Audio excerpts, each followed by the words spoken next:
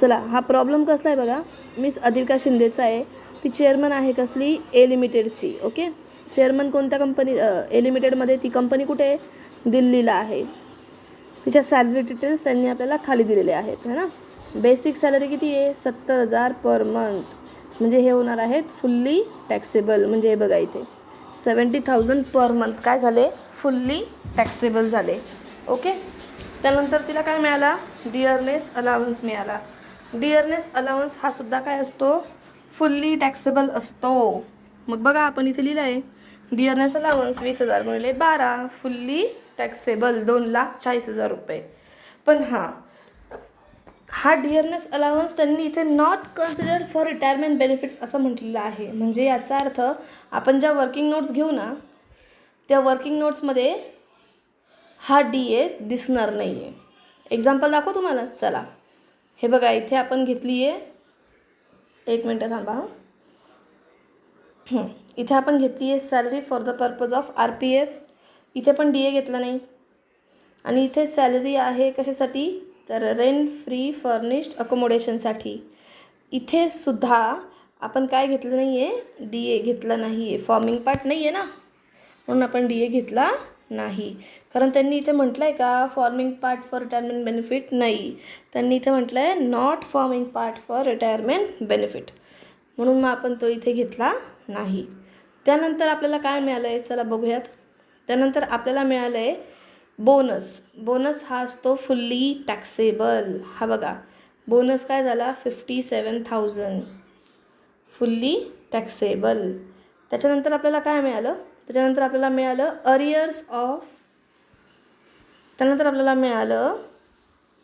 Arrears of bonus आणि commission profit for the year. हे दोघंही असतात फुल्ली टॅक्सेबल. बोनस अरियर म्हणजे काय रे, बोनस वाढवून मिळणार होता पण तो मिळाला नाही, अचानक वाढवून मिळाला तर तो आला फुल्ली टॅक्सेबल. कमिशन प्रॉफिट पण असतो फुल्ली टॅक्सेबल. मग बघा हे जाऊन बघूयात आपण प्रॉब्लेममध्ये. हे बघा, arrears of bonus fully taxable, commission profit for the year is also fully taxable. यानंतर आपल्याकडे काय होतं, यानंतर आपल्याकडे होतं ॲडव्हान्स सॅलरी. हे बघा ॲडव्हान्स सॅलरी ही असते ज्या महिन्यात मिळेल त्या महिन्यात टॅक्सेबल होते. म्हणजे तुमचं वर्ष कोणतं होतं बरं, वर्ष कसं चालू होतं, 1 एप्रिलला चालू होतं आणि 31 मार्चला संपतं. पण इथे 31 मार्च नंतर एप्रिलची सॅलरी आहे, येते का लक्षात, ती आपल्याला आधीच मिळालेली आहे. जेव्हा आधीच मिळते तेव्हा ही काय असते, फुल्ली टॅक्सेबल असते. जेव्हा मिळेल तेव्हा टॅक्सेबल, म्हणजे ॲडव्हान्स सॅलरी पण आली फुल्ली टॅक्सेबल. पण लक्षात ठेवा, नेहमी लक्षात ठेवा की अरियर्स आणि ॲडव्हान्स सॅलरीज या टॅक्सेबल असतात. पण जेव्हा आपण सॅलरी कॅल्क्युलेशन करतो वर्किंग नोट्समध्ये तेव्हा त्यांना घ्यायचं नाही. बघा इथे घेतलं आहे का आपण, अरियर्स ऑफ बोनस घेतला आहे का, बघा बरं इथे आपण नाही. इथे फक्त साधा बोनस घेतला आहे जो रेग्युलर वर्षाचा मिळाला होता. अरियर्स ऑफ बोनस किंवा ॲडव्हान्स सॅलरी आपण इथे पण घेतली नाही आहे आणि इथे पण घेतलेली नाही आहे. आलं लक्षात. वर्किंग नोट कॅल्क्युलेशन्समध्ये आपण अरियर्स घेणार नाही.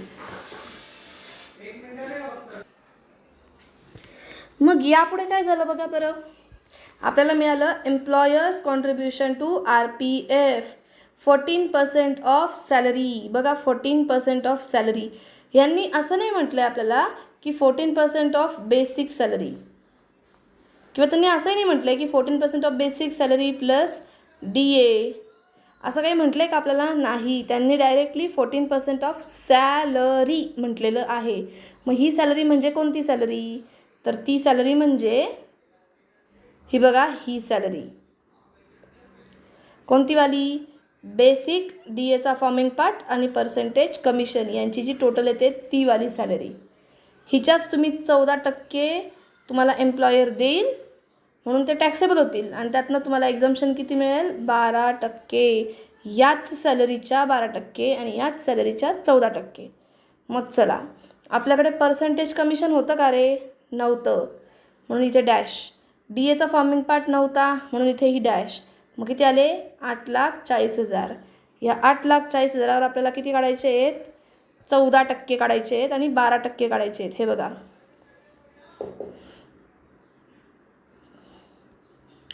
8,40,000च्या 14% आले 1,17,600 आणि त्याच्यात 12% आले 1,08,000 रुपये.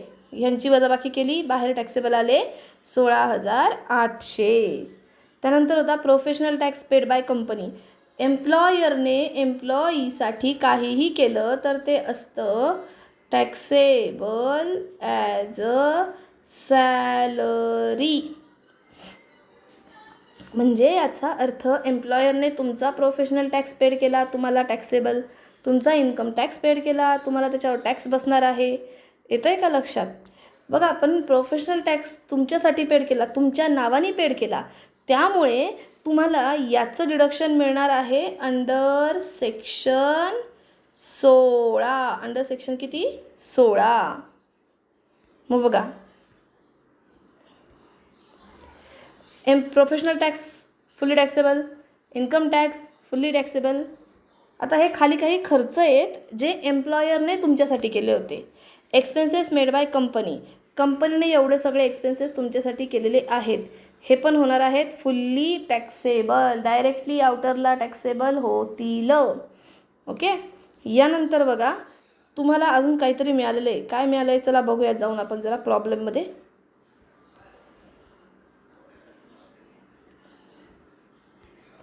Fees for attending board meetings of other companies. Other कंपनीजच्या बोर्ड मीटिंग्स अटेंड करण्यासाठी तुम्हाला काय मिळाली? फी मिळाली. तुमच्या कंपनीची बोर्ड मीटिंग असती तर तुम्हाला त्या अमाऊंटसाठी, त्या गोष्टीसाठी फी मिळेल का? नाही, त्यासाठी सॅलरी असते. ओके. मग ती तर तुम्हाला टॅक्सेबलच आहे. पण जेव्हा तुम्ही दुसऱ्या कंपन्यांच्या बोर्ड मीटिंग्स अटेंड करायला जातात आणि तुम्हाला फीज मिळते, ती टॅक्सेबल नाही सॅलरीमध्ये. ती टॅक्सेबल असते under the head other sources. म्हणजे हे जे 23,000 रुपये आहेत हे सॅलरीमध्ये टॅक्सेबल होणार नाही. हे 23,000 कुठे टॅक्सेबल होतील? अदर सोर्सेसमध्ये टॅक्सेबल होतील. म्हणजे सॅलरीच्या प्रॉब्लेममध्ये हे 23,000 रुपये दिसणार नाही. त्यानंतर बघा काय आहे आपल्याकडे. त्यानंतर आहे आपल्याकडे गाडी दिली आहे, गाडी. ओके. गाडी कंपनीने दिली आहे. Company provided a car and company borne expenses. कंपनीनेच खर्च केलेत, कंपनीनेच कार दिलेली आहे. एक मिनटं हां. ठीक आहे. कंपनीनेच खर्च केला आहे, कंपनीनेच कार दिलेली आहे. म्हणजे बघा, एम्प्लॉयरने गाडी दिली, so owner is employer. Expenses पण केलेले आहेत एम्प्लॉयरने. एम्प्लॉयरने खर्च केला, एम्प्लॉयरने गाडी दिली, विथ ड्रायव्हर दिली. आणि हा यूज कसा आहे? Both partly personal, partly official. म्हणजे पार्टली पर्सनल आणि पार्टली ऑफिशियल असा यूज आहे या कारचा. म्हणजे आपल्याला टॅक्सेबिलिटी कशी असणार आहे? तर 1,800 पर मंथ किंवा 2,400 पर मंथ. ओके. मग तुम्ही मॅम 1,800 घ्यायचं की 2,400 घ्यायचं? 1,800 पर मंथ घ्यायचं की 2,400 पर मंथ घ्यायचं? तर लक्ष द्या, 1,800 कधी आणि 2,400 कधी. जर का तुमच्या गाडीची CC 1,600 CCच्या आत किंवा 1,600 CCपर्यंत असेल तर तिला आपण म्हणणार नॅनो. आणि जर का तुमच्या गाडीचे CC हे 1,600 CCच्या वर असतील तर आपण तिला म्हणणार स्कॉर्पिओ, मोठी गाडी. नॅनोच्या केसमध्ये 1,800 तर स्कॉर्पिओच्या केसमध्ये 2,400. ओके. मग इथे आपल्या प्रॉब्लेममध्ये 1,800 CC कार आहे म्हणजे स्कॉर्पिओ आहे. स्कॉर्पिओसाठी किती टॅक्सेबल होतील? 2,400 पर मंथ. आणि ड्रायव्हर पण दिलेला आहे ना. कंपनी ड्रायव्हरला कितीही सॅलरी देईल तरी काही वांधा नाही. आपल्याला टॅक्सेबल किती? 900 गुणिले 12 म्हणजे 900 पर मंथ. हे बघा, हे दिलं आहे मी इथे उत्तरामध्ये. See here. Car facility with driver for car 2,400 गुणिले 12 28,800. फॉर ड्रायव्हर 900 गुणिले 12 10,800. यांची टोटल मारली 39,600. म्हणजे याचा अर्थ कंपनीने किती खर्च केले किती नाही याचा उपयोग काहीच नाही. जेव्हा आपल्याला कंडिशन काय आहे, गाडी एम्प्लॉयरची, खर्च एम्प्लॉयरचा, पार्टली पर्सनल पार्टली ऑफिशियल असा यूज असेल, तेव्हा आपल्याकडे डायरेक्टली आपल्याकडे फॉर्म्युला आहे काय, 1800 पर मंथ किंवा 2400 पर मंथ आपल्याला टॅक्सेबल होतील. मग त्यांनी खर्च किती केलेला असो आपल्याला काहीही घेणं देणं नाही. मग ही घेतली आपण टॅक्सेबल अमाऊंट. आता लास्ट पार्ट राहिला taxable value of rent free furnished accommodation. किती आहे बघा ती आलेली 1,75,050. कशी आली, वर्किंग नोट नंबर 2 वरून. मग चला वर्किंग नोट नंबर 2 वर जाण्याआधी प्रॉब्लेम बघूयात. प्रॉब्लेममध्ये काय काय म्हटलं आहे. सगळ्यात पहिले बघा की या प्रॉब्लेममध्ये हे जे घर दिलं आहे आपल्याला एम्प्लॉयरने ते भाड्याने आणून दिलं आहे की स्वतःचं आहे. मग आपल्याला पहिले ते चेक करायचं आहे. ओके, 1 मिनटं होल्ड करा. हां 1 मिनटं थांब बेटा, थांब मला. मग बघा सगळ्यात पहिले she has been also given a bungalow free of rent. Fair rental value of the bungalow is 20,000 per month. Fair rent म्हणजे तुमच्या बंगलोसारखं बाजूचा जो एक बंगलो होता त्याच्या बंगलोचा म्युन्सिपल व्हॅल्यू, त्याला फेअर रेंट म्हणतो आपण. मग फेअर रेंटचा आपल्याला इथे काही उपयोग असतो का, कधीच नाही. सॅलरीच्या प्रॉब्लेममध्ये फेअर रेंट आला का पहिले उडवून टाकायचा, असा चांगला उडवून टाका त्याला, उडवला. पुढे बघा काय दिलं आहे. कंपनीने आपल्याला घर दिलं आणि सोबत फर्निचर दिलं.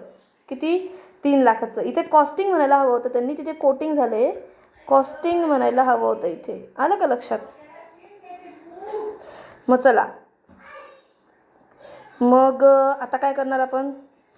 तर सगळ्यात पहिले आपल्याला इन्फॉर्मेशन काय मिळाली, हे घर कंपनीच्या ओनरशिपचं आहे, कंपनी ओन करते हे घर. ओके, कंपनीने काय दिलं आहे, फर्निचर दिलेलं आहे. कितीचं, 3 लाख कॉस्टचं फर्निचर दिलेलं आहे. आणि अजून एक गोष्ट आपल्याला काय कळाली, तर ह्या घरासाठी कोणतेही रेंट पेड केलं आहे का बरं ह्या व्यक्तीने ह्या घरासाठी कंपनीला, नाही. चला मग हे बघा, तुम्हाला आठवतं का आपण स्वीपर आणि सिक्युरिटी गार्ड, हे बघा 17,000 इच पर मंथ कंपनीने आपल्यासाठी पेड केले होते. आणि कंपनीने आपल्यासाठी इलेक्ट्रिसिटी बिल पण भरलं होतं. आपण हे फुल्ली टॅक्सेबल केले होते, आठवतं का तुम्हाला. थांबा तुम्हाला दाखवते एकदा मी. हे बघा इथे, हे बघा हे 3 अमाऊंट्स. ओके, चला आपल्या वर्किंग नोटवर जाऊयात. आई हळू बोलशील का जराशी.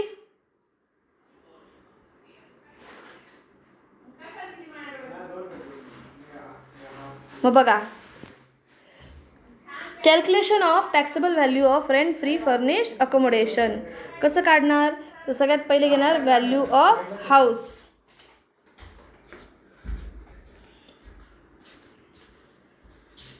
Value of house, value of house बघा किती आहे, तर ते घेतलं आहे मी 1,45,450. कसे आले 1,45,450. तर बघा आता सगळ्यात पहिले व्हॅल्यू ऑफ हाऊस काढणार आपण, त्यातनं अमाऊंट पेड बाय एम्प्लॉई. बघा त्या घराच्या व्हॅल्यूवर तुम्हाला टॅक्स बसणार आहे. तुम्ही जेव्हा त्या घराबदल्यात एम्प्लॉयरला काहीतरी द्याल ते इथून वजा होईल, कारण तुम्ही पेड केलं आहे, तुमच्या खिशातनं गेलेत ते पैसे, त्यावर तुम्ही टॅक्स भराल का. नीट आहे का, तुमच्या खिशातनं जेवढे पैसे गेले त्यावर तुम्ही टॅक्स भराल का, नाही भरणार. मग ती अमाऊंट आपण इथून वजा करणार, पण ती काही अमाऊंट दिलेली नव्हती. ओके, मग बघा व्हॅल्यू ऑफ हाऊसमधनं amount paid by employee less केली तर आपल्याकडे येते व्हॅल्यू ऑफ अनफर्निश्ड हाऊस, ज्या घरामध्ये अजूनही फर्निचर नाही आहे, फर्निचरची कॉस्ट ॲड केलेली नाही आहे. मग आपण कॉस्ट ऑफ फर्निचर ॲड केलं. फर्निचर कितीचं होतं, 3 लाखाचं, त्याच्यावर 10% टॅक्सेबल होतात. 10% किती आले, 30,000, ते टॅक्सेबल झाले आपल्याला. जर का एम्प्लॉयरने आपल्याला हेच फर्निचर रेंटवर आणून दिलेलं असतं, समजा 10,000 रुपये रेंटने आणलं असतं, 10,000 पर मंथ, मग आपल्याला 10,000 पर मंथ म्हणजे गुणिले 12 म्हणजे आपल्याला 1,20,000वर इथे टॅक्स बसला असता. म्हणजे आपण इथे दिले असते 1,20,000. पण सध्या तरी फर्निचर कोणाचं होतं, एम्प्लॉयरचं होतं. सो आपल्याला 30,000 रुपये टॅक्सेबल झाले. आणि मग ह्याची व्हॅल्यू ॲड केल्यानंतर आपल्याकडे आली व्हॅल्यू ऑफ फर्निश्ड हाऊस. ठीक आहे. मग तुम्ही म्हणाल मॅम व्हॅल्यू ऑफ हाऊस कशी काय आली? हे 15% ऑफ 9,67,000 हे कसे आले? हे 15% कुठून आले आणि 9,67,000 हे कुठून आले? तर ऐका, एकतर तो एम्प्लॉयर आपल्याला स्वतःचं घर देईल, ओन हाऊस राहायला देईल किंवा रेंटेड हाऊस राहायला देईल, है ना. ओन हाऊस दिलं तर काय आणि रेंटेड हाऊस दिलं तर काय, किती व्हॅल्यू आपल्याला टॅक्सेबल होईल?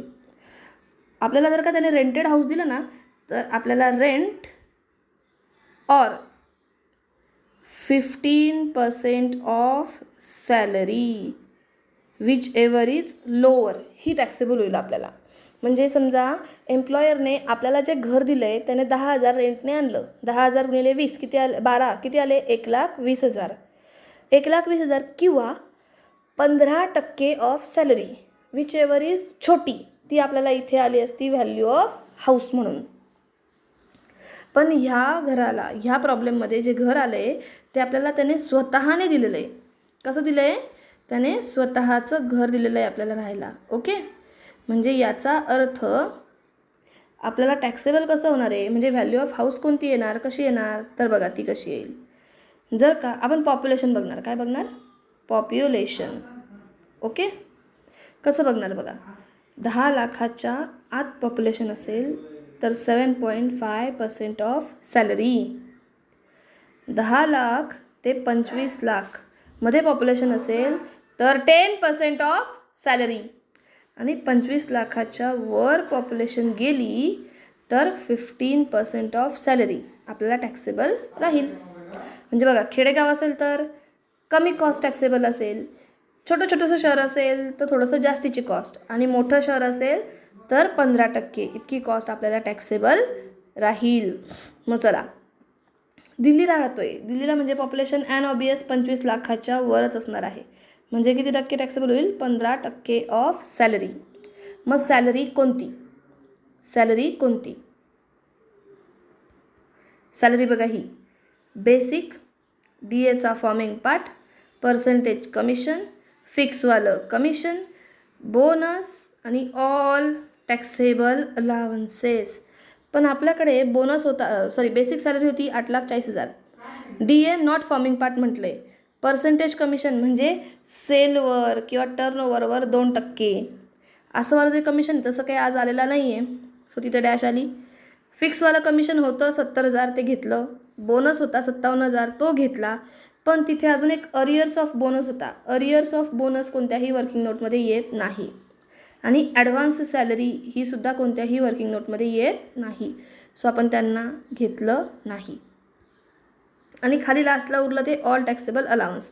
तुम्हाला आठवतं का, आपण चिल्ड्रन एज्युकेशन अलावन्स इथे एक अमाऊंट घेतो, लेस एक्झम्प्ट म्हणतो, आणि इथे एक अमाऊंट घेतो. लेस होऊन जी अमाऊंट टॅक्सेबल येते ही वाली अमाऊंट इथे येणार ऑल टॅक्सेबल अलावन्समध्ये. समजा ट्रान्सपोर्ट अलावन्स आहे, हा जो टॅक्सेबल अमाऊंट येईल ती इथे येणार टॅक्सेबल अमाऊंटमध्ये. ऑल टॅक्सेबल अलावन्स, ज्यांच्या पुढे नाव अलावन्स आहेत अशाच टॅक्सेबल गोष्टी आपल्याला इथे घ्यायच्या आहेत. नावातच मी म्हणते आहे ऑल टॅक्सेबल अलावन्सेस, ते इथे होतील. आणि मग ह्या सॅलरीची जी टोटल येईल हिच्या 15%, ती किती आहे हे बघा, इथे लिहून ठेवली आहे मी, 9,67,000. 9,67,000च्या 15% काढले, किती आले? 1,45,050. याच्यातनं अमाऊंट पेड बाय एम्प्लॉईने ह्या घराच्या बदल्यात, बंगलोच्या बदल्यात काही अमाऊंट पेड केली आहे का त्यांना? नाही केली आहे, म्हणजे इथे काहीही वजा होणार नाही. उरले किती? 1,45,050. ही आली व्हॅल्यू ऑफ अनफर्निश्ड हाऊस. यात आपण ॲड करणार कॉस्ट ऑफ फर्निचर, ते ॲड केल्यावर येईल व्हॅल्यू ऑफ फर्निश्ड हाऊस. ही झाली आपली टॅक्सेबल व्हॅल्यू. मग हिला आपण जाऊन लिहिलं प्रॉब्लेममध्ये, हे बघा, taxable value of furnished accommodation. He taxable केली. ह्या टॅक्सेबल कॉलमची टोटल मारली, पहिल्या पेजवरची आणि दुसऱ्या पेजवरची, ती आली ग्रॉस सॅलरी. ग्रॉस सॅलरीतनं आपण लेस करणार डिडक्शन अंडर सेक्शन 16, 1A आणि 2. 1A मध्ये स्टँडर्ड डिडक्शन आहे 50,000चं, लमसम आहे, वजा करून घेतले. Professional tax paid max allowed up to 2,500. बघा, एम्प्लॉयरने तुमच्यासाठी प्रोफेशन टॅक्स पेड केला होता, तुमच्यासाठी पेड केला की नाही, मग तो तुम्हाला टॅक्सेबल असणार. आणि तुमच्या नावाने पेड केला आहे म्हणून तो तुम्हाला इथे डिडक्शनमध्ये मिळेल. मग टोटल किती आले, 52,500 वजा केले तर आपल्याकडे आलं net taxable income from salary. ते आहे एवढी अमाऊंट. आणि ह्याच्या खाली एक आपण नोट लिहायची. मी प्रॉब्लेममध्ये इथे आन्सरमध्ये लिहायला विसरले. मी लिहित बसली असती तर आपल्याला प्रॉब्लेम सोडवायला 1 तास लागला असता रेकॉर्डिंगमध्ये. पण मी लिहून तुम्हाला शिकवते त्याच्यामुळे जरासा वेळ आपल्याला कमी लागेल. फक्त इथे नोट लिहायची राहिली, ती लिहा. Fees for attending other companies board meetings, other companies board meetings are taxable under the head other sources. आलं लक्षात? चलो, हा प्रॉब्लेम पहिले ऐका, एकदा नाही 2दा ऐका लागलं असतं. कन्फर्म तुम्हाला समजणार आहे. तुमच्या सॅलरी टॉपिकची ही रिव्हिजन आहे. आत्तापर्यंत ज्या आपण गोष्टी शिकलो या प्रॅक्टिकल पार्टमध्ये आपल्याला येणार आहेत. आणि तुम्हाला एक सांगते, जर का आलं तर अजून 3 वेगळ्या प्रकारच्या ॲडजस्टमेंट्स इथे येऊ शकतात. आणि जर का तुमची ओरल MCQ टाईप झाली तर तुम्हाला MCQमध्ये तुम्हाला MCQमध्ये काय होणार आहे माहिती का, तर हे क्वेश्चन्स येऊ शकतात. ते क्वेश्चन मी तुम्हाला इथे ती जी थिअरी आहे किंवा ते जे प्रॅक्टिकल आहे मी ते तुम्हाला इथे समजून सांगेल, फक्त थिअरी पर्पजसाठी, म्हणजे MCQ पर्पजसाठी. कारण तुमची ओरल MCQनेच होणार आहे. गॅरंटी आहे 20 मार्काची ओरल MCQनेच होणार आहे. मग त्या MCQसाठी मी तुमचा थिअरॉटिकल पार्ट आणि प्रॅक्टिकल पार्ट जो MCQला लागू होणार आहे तो पण मी इथे तुम्हाला शिकवून देईल. आणि मग ते नीट ऐकायचं आहे. फक्त लेक्चर्स ऐका, खूप होईल त्याच्यातच. लेक्चर्स ऐका, प्रॅक्टिस करा, बस याच्यावरच तुम्ही चांगले मार्क मिळवाल. तुमचा TYचा विषय स्कोरिंग आहे. TYचे विषय सगळे स्कोरिंग आहेत, फक्त अभ्यास व्यवस्थित करा.